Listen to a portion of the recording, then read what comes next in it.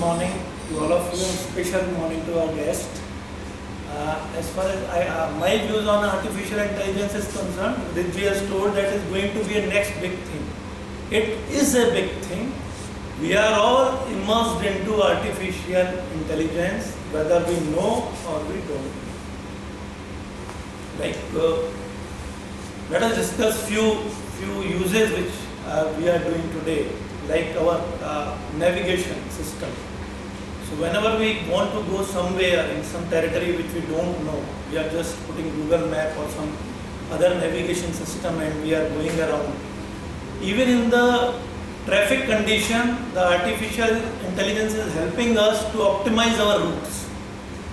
So 2 years back I went to Gurgaon and I was trying to go on to my natural route to my friend's home, and the Google has turned me into some different route. So I was wondering why it is happening. But when I went ahead some 3-4 kilometers, I found that there was a deadlock of about 30-40 minutes, and the Google has helped me. So this is how. Similarly, you can say Ola, Uber, all these applications, Swiggy, Zomato, even Amazon, Flipkart, whatever we are using nowadays. These all are examples of artificial intelligence. It is although counterintuitive, since we are not from this technology background, we don't know how we are being used as a product. Although these all uses looks like they are helping us, but yes, there are little bit different views also, that artificial intelligence is also hijacking our emotional intelligence, and thereby there are many decisions, which we are taking, which are not our real decision, which we don't want to take, but we take because of this artificial intelligence. Since the name elaborates itself, it is not our intelligence, it is the artificial intelligence. And the genesis of this whole artificial intelligence, I believe, is that human beings, when take decision, they make a lot of error, and these errors happen because of our emotions plays into those decisions. These decisions are not fact-based decisions.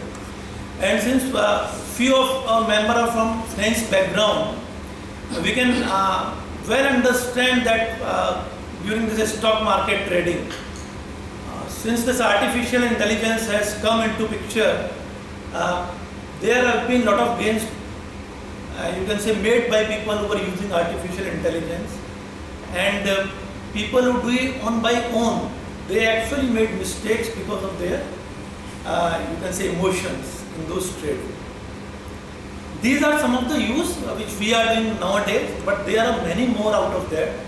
Artificial intelligence foray into medical science. This is going to be a, you can say, huge development. Not very far. It's, I believe, next 5-6 years. A lot of research is being done on cancer screening. Now, there are mobile applications which are being developed that only by looking at the retina, they can identify whether the person is having a cancer or not, and in which part of the body, and what is the stage of cancer. So, a lot of money which we are investing nowadays in going through this screening test.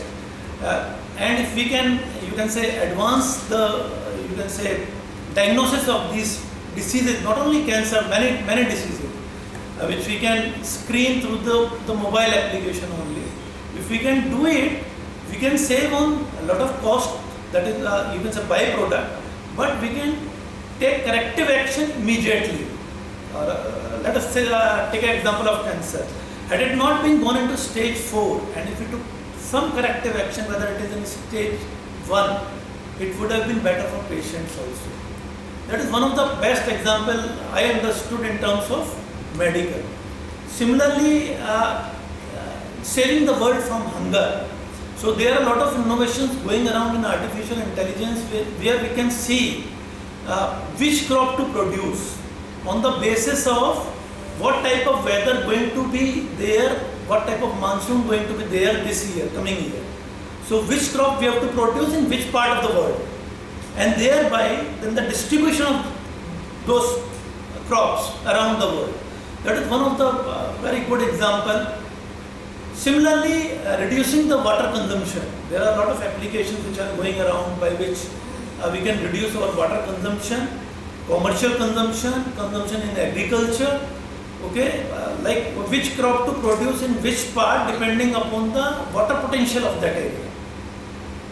Nowadays Punjab is an area where we used to produce wheat and rice because the quantity of water is there. But if we produce the same crop in Rajasthan, which we do, and Rajasthan is an exploited zone, this is not just. We can use artificial intelligence to do it otherwise and make the use of resources according to their potential. That is going to be a, you can say, biggest thing. Similarly, reducing the carbon footprint of the whole world, which is going to be a, you can say, game changer in our climate change scenario in next 5, 6 years or 10 years. That is going to come. So, like my time has been over.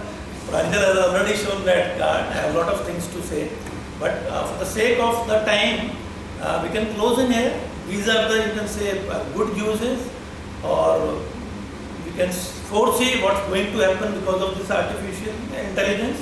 But yes, definitely, because this is a science and technology, there are adverse uses are also there. But I believe, and this is my personal view, that since the